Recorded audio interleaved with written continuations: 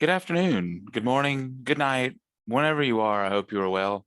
This video lesson covers the reading comprehension skill known as or called vocabulary and context. If you don't know what vocabulary and context means, no worries. You will soon know more about vocabulary and context than you ever dreamed was possible. Hopefully at the end of this lesson, you'll understand what vocabulary and context is and how it applies to you as a student and a test taker. I also hope you begin to see how important vocabulary is to your success as a student and a test taker. So we're just trying to build some awareness here and some skills.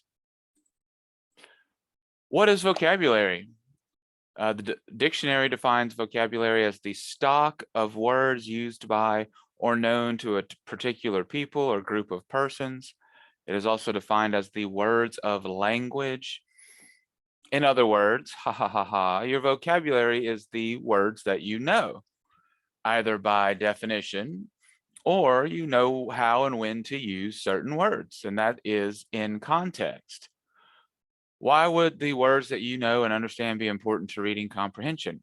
Comprehension is understanding. If you don't know what the words you are reading mean, then it is, excuse me, then it is very challenging to understand what you are reading. A limited vocabulary makes it more difficult to do well on standardized testing. This slide says it all. Vocabulary is a foundation for the reading comprehension skills that you are currently building. It is something foundational, so that means it is considered to be important, like the foundation of a house or a skyscraper. And what we as students are trying to cultivate is a deep, well-built foundation that leads to many great things. Reading comprehension kind of works like this, okay? You have your oral vocabulary, which is the words that you learned what they mean when you were a baby or as a child. You learned mom and dad from hearing it, right? Hearing and saying it and practicing it. And there's tons of other words that you learn through how they're used in context. And there's also a reading vocabulary, which is the vocabulary you build in school or when you're reading something new or learning something new, exploring something new. And those two gears work together in terms of your vocabulary to help you in reading comprehension. This is just, again, a handy graphic visual depiction of a process, right? You might see those on the high set. So vocabulary knowledge for us includes the knowledge of definitions, knowledge of how a specific word fits into the world, and when and how to use it, which is that context knowledge, vocabulary in context.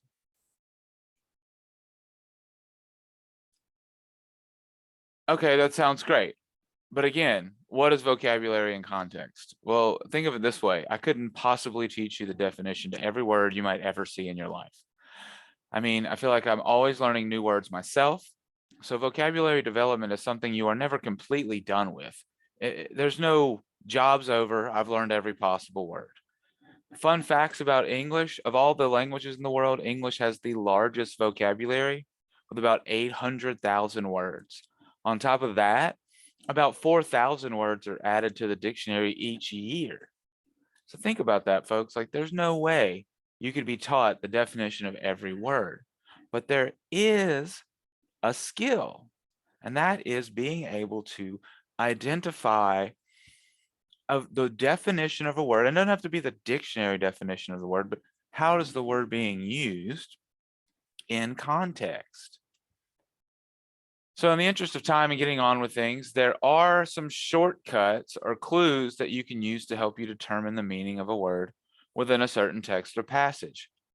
Those clues are called context clues, vocabulary in context.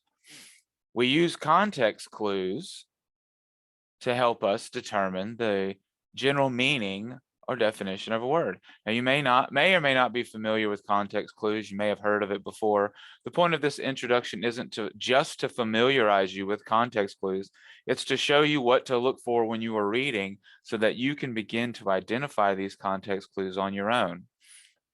There are four main types of context clues on this slide. The first one is the use of examples. To cheer up the hallway, Rachel embellished her children's bedroom doors. She painted colorful circus pictures on her son's door and pasted seashells on her daughter's. Embellished means what? Well, in this example, the example's context clue is to provide the reader with examples of what the word embellished means. In this case, she embellished her children's bedroom doors, meaning she painted them colorful circus pictures on her son's door and pasted seashells on her daughter's. So embellished means what? She didn't replace a door. She didn't erase a door. She didn't recognize a door. She decorated the door, right? So embellished means decorated. Another context clue is the use of antonyms. Antonyms are the opposite. Nina makes a big fuss about every little thing her children do, whether it's harmful or innocuous. If you are thinking, what does the word innocuous mean? Well, here they're using an antonym. If innocuous means the opposite of harmful. Well, I know what harmful means, so innocuous must mean harmless, which is option D. If you look over there to the right of the slide under synonyms, synonyms are words that mean the same thing. So we have antonyms as an example of context clues. And we also have synonyms as an example of context clues. Some actors are just as adroit in business as they are skilled in performing. Adroit means skilled. Maria is a meticulous worker, but it's no surprise her mother is also extremely careful and precise. Okay, so they're comparing Marie to her mother, who is being described as extremely careful and precise. We describe Marie as meticulous. Meticulous must mean something close to extremely careful and precise. Do you see how that synonym, that's your context clue for what that word means if you're unfamiliar with it? The mayor and the governor feel the same about each other. He deplores her as much as she disapproves of him. Well, in this example, we know that they feel the same way about each other. And we know that the mayor deplores the governor disapproves of the mayor, so deplores must also mean disapprove. And this final example of a context clue, general sense of the passage, it seems like it's almost like a combination of the other three. When you look at it, my old dented car looks incongruous among my neighbor's fancy new cars. Incongruous means what? Useful, appropriate, better, or out of place. Well, the neighbors have fancy new cars. I have an old dented car. Is it going to look useful, appropriate, better, or out of place because it's the opposite looking? You'll get plenty of practice with this in the lessons and throughout the class, hopefully. Another example of context clues is that compare and contrast. Sentences that imply similarity, which is comparison, and they'll include words like, also, just, as, to, same as, and similar. An example of a sentence that is doing a comparison is a comet, like an asteroid, is made from leftover matter in the universe. So maybe you aren't familiar with a comet or an asteroid, but now you know that both are made from leftover matter in the universe. There's also the example, and you'll notice that sentences that imply similarity is a lot like the synonyms, right? Words that mean the same thing. Well, they also have sentences that imply difference or contrast, which is similar to antonyms, which is words that mean the opposite of, right? So sentences that imply difference will include whereas, opposed to, unlike, versus, and others. An example of that is Marty is gregarious, whereas his brother Sanford is quiet and shy. So here's the contrast. Sanford is quiet and shy. How is Marty described? As gregarious. I don't know what that means, but I do know that his brother is quiet and shy. Marty must be the opposite of that, which would be boisterous, talkative, you pick one. Okay, do you see that? I hope y'all see that. Now, another type of context clue is roots and affixes. The root is the basic part of a word, and then there's prefixes, which is an affix that comes at the beginning of a root, and there's suffixes. which is a type of affix that comes at the end of a root. So root is a base word, like here, like occur. The prefix reoccur. If we had the suffix reoccurring, so to occur means to happen, means again, so reoccur means to happen again. Now on your slide and in the packets that you can print out or download, I have this list of 20 most common prefixes and their meanings. This is just a helpful reference for you.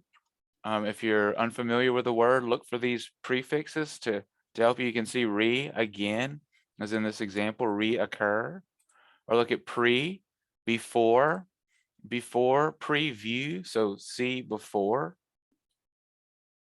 view before, right? Unfriend, is not, unfriend, not friend, unfriendly.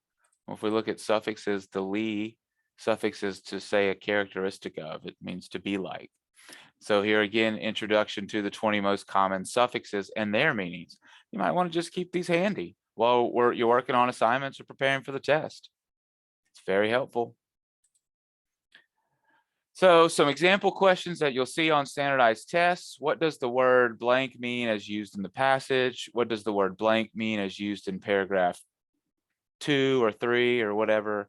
What does the word blank mean as used in the context of this passage? And so on. You'll see these exact same questions on your assignments, so you can practice identifying vocabulary and context skills where it's used.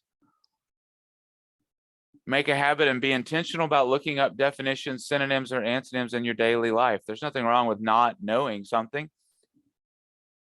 The issue is not knowing something and being comfortable there.